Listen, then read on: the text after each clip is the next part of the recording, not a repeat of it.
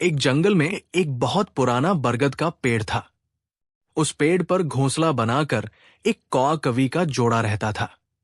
उसी पेड़ के खोखले तने में कहीं से आकर एक दुष्ट सर्प रहने लगा। हर वर्ष मौसम आने पर कव्वी घोंसले में अंडे देती और दुष्ट सर्प मौका पाकर उनके घोंसले में जाकर अंडे खा जाता। एक बार जब कौआ व कव्वी जल्दी भोजन पाकर शीघ्र ही लौट आए तो उन्होंने उस दुष्ट सर्प को अपने घोंसले में रखे अंडों पर झपटते देखा।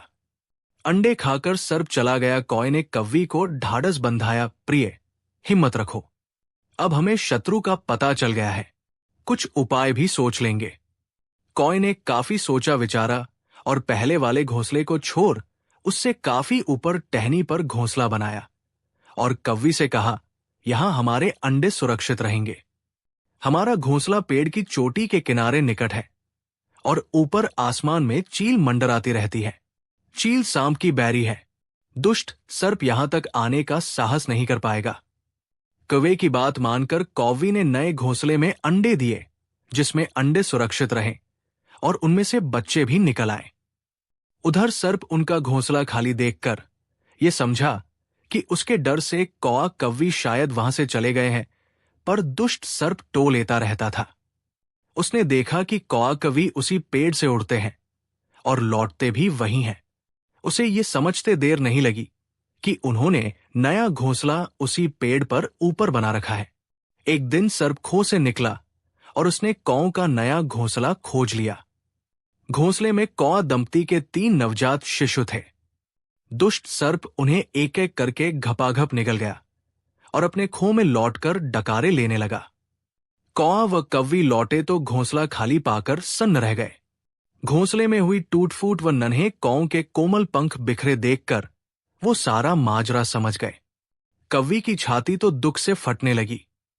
कव्वी बिलख उठी, तो क्या हर वर्ष मेरे बच्चे सांप का भोजन बनते रहेंगे? कौआ बोला, नहीं। ये माना कि हमारे सामने विकट समस्या है, पर यहां से भागना ही उसका हल नहीं है। विपत्ति के समय ही मित्र काम आते हैं। हमें लोमड़ी मित्र से सलाह लेनी चाहिए। दोनों तुरंत ही लोमड़ी के पास गए। लोमड़ी ने अपने मित्रों की दुख भरी कहानी सुनी। उसने कौआ तथा कव्वी के आंसू पोंछे। लोमड़ी ने काफी सोचने के बाद कहा, मित्रों, तुम्हें वो पेड़ छोड़कर जाने की जरूरत नहीं है।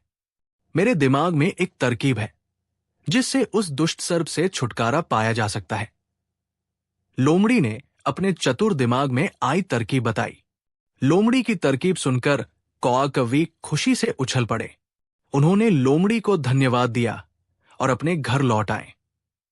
अगले ही दिन योजना अमल में लानी थी। उसी वन में बहुत बड़ा सरोवर था। उसमें कमल और नरगिस के फूल खिले रहते थे। हर मंगलवार को उस प्रदेश की राजकुमारी अपनी सहेलियों के साथ वहां जल क्रीड़ा करने आती थी। उनके साथ अंगरक्षक तथा सैनिक भी आते थे। इस बार राजकुमारी आई और सरोवर में स्नान करने जल में उतरी तो योजना के अनुसार कौआ उड़ता हुआ वहां आया। उसने सरोवर तट पर राजकुमारी तथा उसकी सहेलियों द्वारा उतार कर रखे गए कपड़ों व आभूषणों पर नजर डाली। कपड़े के ऊपर राजकुमारी का प्रिय हीरे व मोतियों का विलक्षण हार रखा था। कौवी ने राजकुमारी तथा सहेलियों का ध्यान अपनी और आकर्षित करने के लिए कांव कांव का शोर मचाया।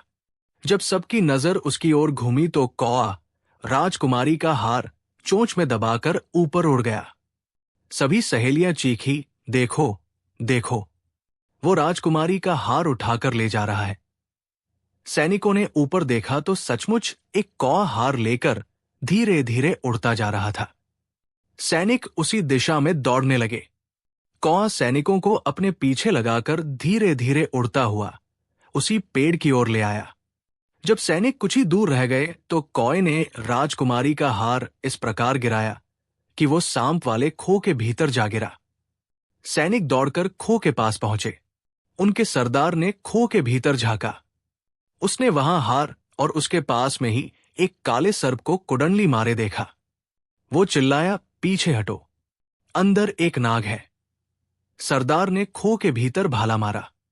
सर्प घायल हुआ और फुफकारता हुआ बाहर निकला। जैसे ही वो बाहर आया, सैनिकों ने भालों से उसके टुकड़े टुकड़े कर डाले। सीख, सूझबूझ का उपयोग कर हम बड़ी से बड़ी ताकत और दुश्मन को हरा सकते हैं। बुद्धि का प्रयोग करके हर संकट का हल निकाला जा सकता है।